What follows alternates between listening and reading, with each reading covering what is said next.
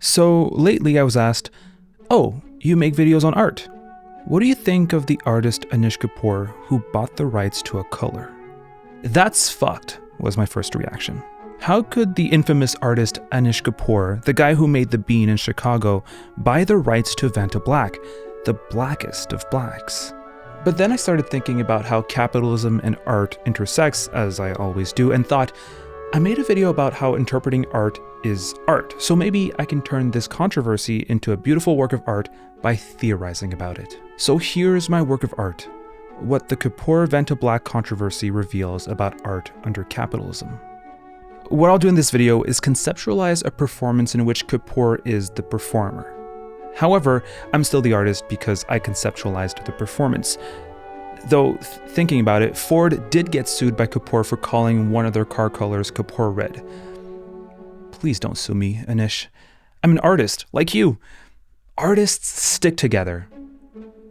Don't they?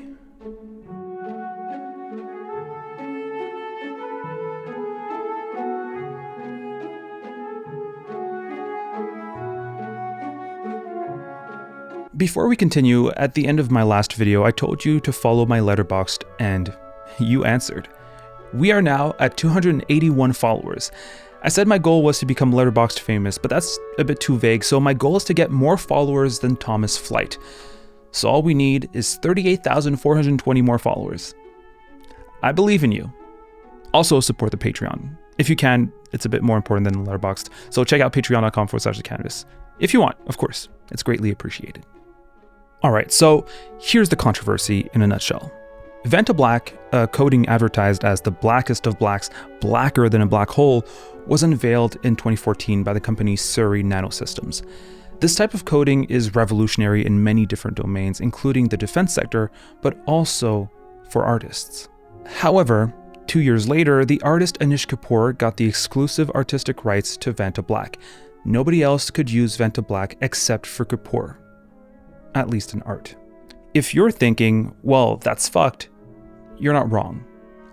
However, a similar situation occurred over 60 years ago, all the way back to May 19, 1960. In France, Yves Klein registered International Klein Blue. It's not patented. I can show you the blue. Its sRGB values are 047-167.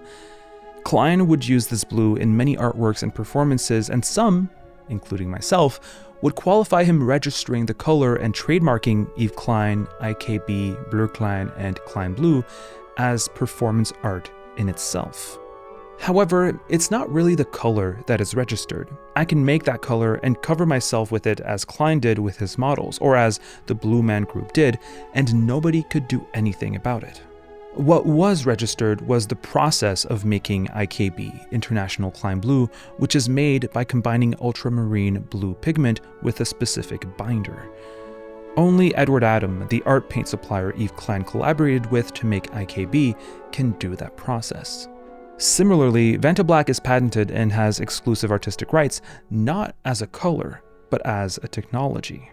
But there are some extremely important differences between Klein Blue and Vanta Black. First, Klein Blue is a shade of blue that can be used as long as it's not with the specific process at the Adam Labs.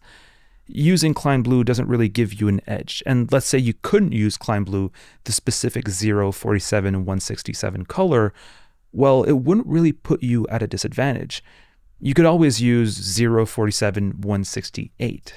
I can see beauty, I guess, in an artist appropriating a color after dedicating his life to it and naming it after himself. It makes for a nice story, at least. But Vanta Black isn't any shade of color. Using it actually gives you an edge. We'll get back to that. So because of this, the art community reacted negatively to the news. And one of these reactions was a performance piece by Stuart Semple. He sells the world's pinkest pink, but with a caveat. By adding this product to your cart, you confirm that you are not Anish Kapoor, you are in no way affiliated to Anish Kapoor, you are not purchasing this item on behalf of Anish Kapoor or an associate of Anish Kapoor. To the best of your knowledge, information, and belief, this painting will not make its way into the hands of Anish Kapoor.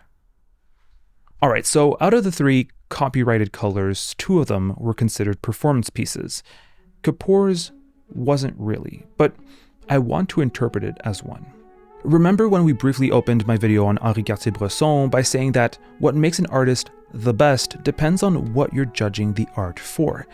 It could be for technical proficiency, popularity, influence, and countless others. Throughout art history, the prevalence of each of these characteristics changed, but if we look at modern art, which for the sake of this video started with Impressionism, what makes good art, or at least art that got attention, was visual innovation.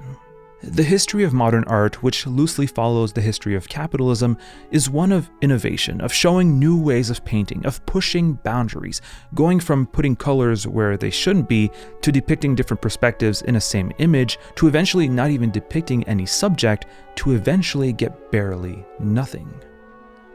It's sort of a black hole which absorbs everything into irrelevance. It's relevant for a while, but when it's been done, well, it's been done. Recreating what was innovative isn't innovative anymore.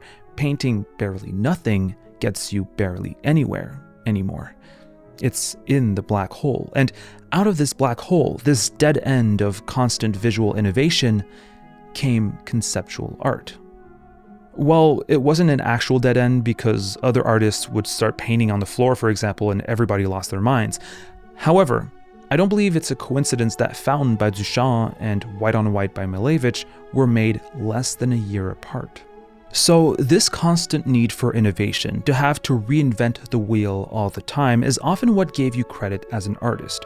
You have to bring something new, something we haven't seen before. You have to be creative. You have to be different from your peers. This is a competitive market, and you need to stand out. By gaining the exclusive artistic rights to Vantablack, Kapoor guarantees that he'll stand out, but he won't stand out because of creativity, because of his artistic genius, or because of merit. Merit doesn't get you anywhere, especially in the art world. In an interview with Rebecca Mead from The New Yorker, Kapoor deplored that the art world is an arm of the capitalist machine. With Sarah Crompton from The Independent, he said, "It doesn't matter what area of culture, other than perhaps poetry. The commercial, the capitalist world has entered and we struggle to find an alternative." And most importantly, in an interview with Chabalala Self from The Elephant, Kapoor said, "An artist today and historically has always been a figure who, at some level, refuses to play the game. There's a certain level of disobedience. I find that very, very important. So if we artists only follow the conditions of capitalism or the market, in other words, I think we're done for." And I couldn't agree more. We agree-ish, which makes the exclusive artistic rights debacle even more curious. Just to be clear, my criticism doesn't only rely on hypocrisy. I think privileged people can benefit from their privileges and still criticize the systems that give them those privileges. We're all playing the capitalist game, and if Hassan Piker wants to buy a big house, he'll buy a big house. The validity of his ideas and of his criticisms have nothing to do with what he buys. That being said, I do find a contradiction between an artist saying artists need to resist capitalism and the market, and the same artist getting exclusive artistic rights to a material. But what I find particularly objectionable is the fact that Kapoor is using his status, his prestige, fame, and possibly his wealth to get an edge on other artists. In an extremely competitive art market, having that edge and securing it through law, ensuring that the state protects your competitive advantage through privileged access, is exactly what artists shouldn't be doing if it's very, very important for them to refuse to play the game. This is why, because of the combination of this quote and of Kapoor's actions, that I believe this is, retroactively, a great work of performance art. It's an artwork which denounces the subsumption of countercultural or pseudo-countercultural artists into capitalism. It shows how capitalism, like a black hole, sucks everything into nothingness, similar to the treatment of Banksy, which I made a video about. And through this performance, we see the privileged artist use his privilege to gain and secure power. Anti-capitalists will see this as a victory. They'll say, even anti-capitalists, when given the opportunity, will use privilege for their own benefits. Checkmate, wokies. But I'd say that this proves how dangerous power and privilege become in a system where individuals are incentivized to gain power in order to gain and protect more power. If I don't trust lefties with power and privileges, I don't trust anyone with power and privileges. There is something concerning about seeing an artist saying that it's very, very important for an artist to refuse to play the capitalist game, and have that same artist play that game harder than any other artist has. The way I see it is that we can either cry and moan about how unfair Kapoor's exclusive rights to Vanta Black are, or we can see Kapoor's actions as a self-critical yet self-serving performance. In this performance, the artist faces a black hole which consumes everything, from art and culture to resistance and integrity. It's an all-absorbing black hole, which, in its obscurity, changes the hearts of men and our very relationship to art. This obscurity, blacker than a black hole, was put on display in this infamous performance by Anish Kapoor.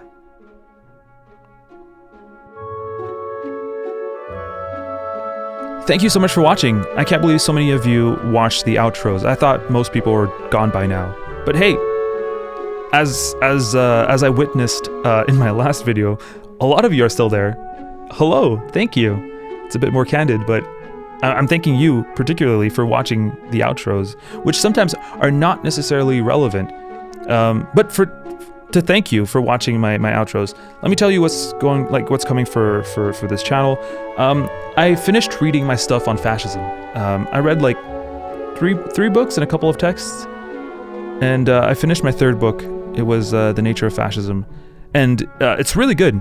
And it's gonna be really hard to summarize, not summarize, but like synthesize all the information on fascism that I want to convey in a video. So it might go back to like a longer form video. I think it's important to do, and it was really great to be able to learn about what fascism is, because it's always a bit hazy. So that was a lot of fun, and I feel like working on that video is gonna be also a lot of fun. Yeah, fascism is always fun. And yeah, my next video is going to be on Philip Guston. Again, I've made a video on Philip Guston a while ago on his shoes that he depicted in his artworks. But this time I'm going to do it on his depiction of the KKK, which happened a lot later in his career. So that's going to be a lot of fun as well. Yeah. Yeah, so thank you. Thank you for watching my outros, more specifically. I also want to thank my patrons, of course. They are of a great help to this channel and for me to continue these videos and making these videos, which I really love doing. And I have to thank the patrons for that. So there's Roman Brando, X Townsend Jeff, who are like the top tier patrons. I shout them out because they're really, really helpful. And the other patrons as well, all the ones that are around me right now, scrolling to my left or my right, and the ones in bold at the top. All of them, thank you so much for making this, for enabling this for me. Very, very appreciate it. If you also want to contribute, help out, check out patreon.com/thecanvas. Of course, there's no obligation, but it helps a lot. If not, I wouldn't be talking about it, obviously. All right. I don't know what else to say. Subscribe to my letterbox, follow me there. You're still here? All right. Thank you. Thank you for watching. Goodbye. Thank you for watching the outro as well. And if you're not leaving, I'll let you watch the chair and see how long you watch my chair for. The video is going to end eventually, and I'm not going to come back. So, all right. Have fun watching the chair. Goodbye.